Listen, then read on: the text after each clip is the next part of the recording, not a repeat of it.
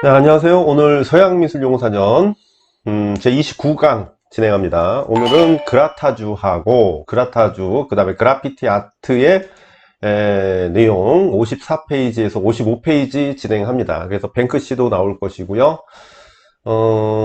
직접 보시죠. 그라타주. 자, 그라타주는 우선 개념부터 보시면 될 것 같아요. 우선 화폭 위에 두껍게 칠해진 채색층을 긁거나 그 다음에 문질러서 이를 부분적으로 제거하여 매력적인 구조와 색채의 겹침 현상, 그래서 색채 겹침 현상을 만들어내는 회화의 제작 기법. 그래서 명칭은 이제 긁다, 문지르다, 이 개념으로 볼 수가 있죠. 그래서 더 보시면은 화폭 위에 두껍게 칠해진 채색층을 긁거나 문질러서 부분적으로 제거해서 매력적인 구조와 그 다음에 색채의 겹침 현상을 만들어낸다. 위에 뭐 같은 내용이죠. 그래서 초현실주의자들도 사용했어요. 그리고 앵포르멜 화가들, 이따가 좀 작가들 구분할 건데 특히 초현실주의 그 에른스트 같은 경우는 이를 프로타주 기법과 결합해서 사용을 했다라고 나오는데, 그 프로타주는 이제 요초를 이제 표시를 내는 것이잖아요. 그래서 요 작품, 그래서 전체 도시의 이 작품을 중심으로 제시를 했다고 하네요. 즉 방금 채색된 화폭 아래에 울퉁불퉁한 표면에 물체를 놓고 그 다음에 화폭의 위쪽에 문지르면 채색층이 표면의 요철에 따라 벗겨진다는 것이죠. 그래서 요철도 내고 그 요철을 이렇게 문지르면 안에 있는 색이 요철에 나타나는 것을 얘기할 수가 있어요. 그래서 이제 그라타주에 관련된 내용을 조금 볼 건데, 조금 더 보시면 색을 두껍게 칠한 후 각종 도구의 표면을 긁어내는 기법이라고 나와요. 그래서 마찰이나 긁어내기를 뜻하는 것이고, 두껍게 칠한 다음에 표면을 긁어서 독특한 적용 효과. 그래서 색의 두께의 변화에 따라 색, 빛, 음영 등의 미묘한 시각적 효과를 낸다. 이게 이제 특징이라고 볼 수가 있습니다. 그래서 20세기 이후에 현대 화가들이 주로 사용을 했고요. 이 기법을 사용한 대표적 작가는 장 포트리에라고 볼 수가 있고요. 그가 이제는 그 연작 인질 작품, 그 인질 작품 보시면은, 자기가 이제는 그 전쟁으로 인한 수용소의 생활을 하면서 그 고통, 그 다음에 주변에서의 어떤 그 공포심을 유발하는 어떤 비명소리라든가 이런 것들을 중심으로 표현하는데, 그런 형상을 가지고서 표현할 수는 없다고 했죠. 그래서 인지를 중심으로, 우리가 작품을 나타냈을 때, 그때의 공포심을, 이제 반추상으로 표현을 했죠. 그래서 캠퍼스에 종이나 석고 등을 바른 다음에 칼등으로 긁고 거기에다가 물감과 파스텔, 채색을 한 것이래요. 그래서 풍부한 재질감과 독특한 색채 효과를 발휘해서 장식 효과도 얻을 수가 있대요. 그래서 이 기법은 미술 교육 현장에도 많이 응용되고요. 여러 가지 밑색을 크레용을 칠한 뒤에 그 위에 검정색을 비롯한 진한 색을 덧칠한 다음 칼이나 날카로운 물건을 긁어서 밑색이 보이게. 그래서 밑색을 보이게 하는 것은 공통점인데 뭐가 공통점이냐? 자, 여기 스크래치라는 개념을 좀 볼게요. 스크래치라는 개념에서 보신다면 스크래치는 긁다라는 의미로 큰 의미예요. 그러니까 긁다라는 의미로 큰 의미의 스크래치고, 얘로 이제 즈그라피토라는 것이 있죠. 이제 즈그라피토도 있는데 이게 이 밑색을 보이는 것은 공통점이에요. 근데 이제 스그리피토라고 이렇게 하는데, 이것은 스크래치 긁다와 그림을 이제 그라피토라는 것을 이제 같이 합쳐져서 즈그라피토라고 얘기를 하는데, 즉 스크래치는 모든 그림에 긁다라는 의미로 포괄적인 의미로 보시면 돼요. 그래서 그라타주는 물감을 긁어내는 방식에서 물감의 두께의 변화에 초점이 있고, 즉 재질감을 통해 효과를 보이는 것, 이것도 역시 비슷해요. 참고로 작가를 구분한다면 포트리에, 그죠? 그 다음에 즈그라피트는 디비페, 이렇게 구분을 하죠. 그냥 미술사 쪽으로 이렇게 구분을 한다는 거야. 우리도 그렇게 아셔야 되는 거죠. 그러니까 이게 기법의 차이는 없어요. 근데 없는데 그 부분 자체가 이제는 그 작가마다 이제 그 명칭이 좀 다르게 쓰인다라는 것이죠. 그래서 즈그라피토는 일반적으로 작품에 건조된 수채 물감에 많이 사용됩니다. 굳이 구분한다면 그렇게 얘기하고요.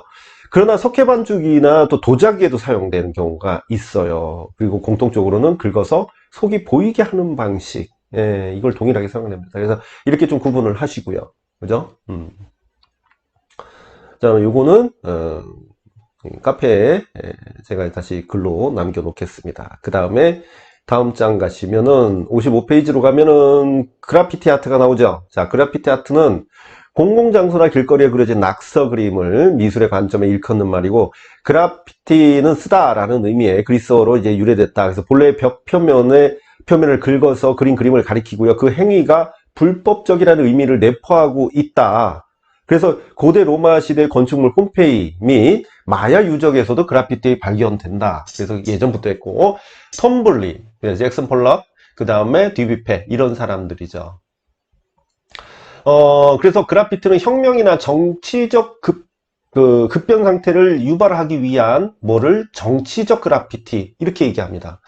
그래서 우리가 그래피티 종류도 그렇게 구분이 된다라고 얘기를 하는 것이죠. 그래서 폭력 그 단원들이 서로 메시지를 주고받으며 적과 동지를 구별하기 위해 암호를 표시하는 갱 그래피티 이렇게 구분하기도 합니다. 그 다음에 뉴욕 지하철에 그린 낙서 그림에서 시작되어 주류 미술 장르로 성장한 그래피티 아트로 크게 구분된다. 그래서 우리가 종류별로 좀 구분할 필요가 있어요. 그죠? 그래피티 아트가 주요 미술 장르로 부각된 그런 시작한 것은 1970년대입니다. 특히 뉴욕이죠. 뉴욕의 빈민가의 청소년들이 지하철이나 공공장소에서 에어로졸 스프레이를 페인트로 그린 화려한 그림이 발단이 됐대요. 그래서 요 특징과 의의 볼게요. 그래피티는 불법적 속성 때문에 물감과 붓 같은 전통적인 도구보다 빠른 시간 내에 그릴 수 있고 휴대성이 좋으며 시각적 효과가 큰 스프레이 페인트가 주요 제작 도구로 사용됐죠. 그러나 최근 들어 끌이나 나이프 등도 사용됐답니다. 그래서 밑에 보시면 또한 지하철역과 그 다음에 군의 공공 건물의 벽, 바위, 표지판, 간판, 차량 등 다양한 종류의 공공 기물에 캠퍼스 역할을 하게 되는데 그래피티 아티스트들은 보통 특정 인물을 추종하거나 양식에 따른 그룹을 형성하지는 않지만 그림 그리는 숙련도에 따라 아티스트의 레벨이 정해진대요. 이것도 참 특징적이라고 볼 수가 있는데 그런 레벨이 정해지는 구조로 화단이 형성되어 있는데 그림의 단계를 구분하는 데 있어서 단색 단순 그림을 그리는 것을 태그라고 합니다. 그 다음에 화려한 색채의 기교가 뛰어난 그림은 피스라고 단계를 구분하고요. 한편 그래피티 아트를 논할 때 반달리즘의 문제를 항상 논쟁거리고 들었는데 반달리즘이 있다가 좀 볼게요. 그래피티 그러니까 이제 문화를 훼손하는 것을 얘기하죠. 그러니까 그래피티 자체가 문화적 성향으로 존재하는 것은 맞는데 그것이 사람들이 다 공통된 어떤 의미로 그것을 긍정적으로 보지 않는다는 겁니다. 그것은 공공미술의 중요한 포인트죠. 그래서 공공미술에 있어서 사람들의 암묵적인 합의가 이루어져야 되는데 그래피티는 그렇지가 않다라는 겁니다. 그래서 반달리즘이라는 문제가 항상 거론이 돼요. 그래서 그래피티 아트가 주류 미술계로 입성했을 때 불법적인 반달리즘의 제도권에서 대우받는 것이 과연 정당한가에 대한 문제가 제기됐다라는 거야. 이러한 문제 제기는 반대로 합법적으로 그려진 그래피티 아트 작품을 과연 그래피티라고 부를 수 있는가에도 수반이 된다는 거야. 그래서 주요 작가는 뉴욕 그래피티 아트의 대표적인 작가는 키스 헤링 우리가 수업 시간에도 했습니다. 그다음에 바스키아 등이 있고요. 이 바스키아 같은 경우는 신표현주에도 들어가요. 그래서 이들은 길거리 그래피티를 주류 미술계로 옮겨와 성공시킨 핵심 작가들이고요. 영국에서는 96년 사이에 6년에 사이먼 선더랜드라는 그래피티 아티스트가 반달리즘 제목으로 5년형을 선고받았다가 곧 풀려나기도 했는데 또한 영국의 그래피티 아티스트 뱅크시는 뱅크시도 봐야겠죠. 뱅크시는 영국의 주류 미술계의 그래피티 아트 거리 미술을 격상시켜 새롭게 브랜드화한 계기가 됐다. 이렇게 볼 수가 있죠.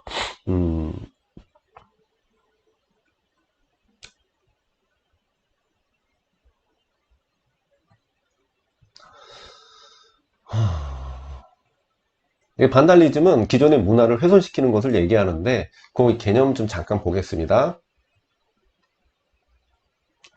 자, 여기서 보시면 반달리즘은 문화유산이나 예술품들을 훼손하는 행위를 가리키는 말, 넓게는 낙서나 무분별한 개발 등으로 공공시설의 외관이나 자연경관을 훼손하는 행위. 그러니까 그래피티 아트가 자체가 그게 대상을 어떻게 미적인 요소로만 볼 수 있는 부분이 아니라는 얘기입니다. 그죠? 그래서 우리가 그렇게 봤고요. 그 다음에 뱅크시를 좀 볼게요. 자, 뱅크시는요, 가명으로 작업하는 영국의 거리 미술가입니다. 공공장소의 비밀리에 스프레이 페인트 스텐실 작업, 특히 이 사람은 스텐실 작업으로 많이 알려져 있죠. 그래서 뱅크시는 화원병을 던져야 할 시위대가 꽃을 던지는 도상으로 유명한데 그의 작업은 되게 정치적 의미를 지니고 있습니다. 그래서 스텐실 작업으로 벽에 착시 현상을 일으키는 위트 있는 이미지를 만드는 걸로 유명하고요. 뱅크시 고향으로 알려진 브리스톨의 성공한 클리닉 건물벽에 나체 남자가 한 손으로 창문턱을 붙잡고 매달려 있는 것이 유명한데, 뱅크시 작업은 자신이 출판한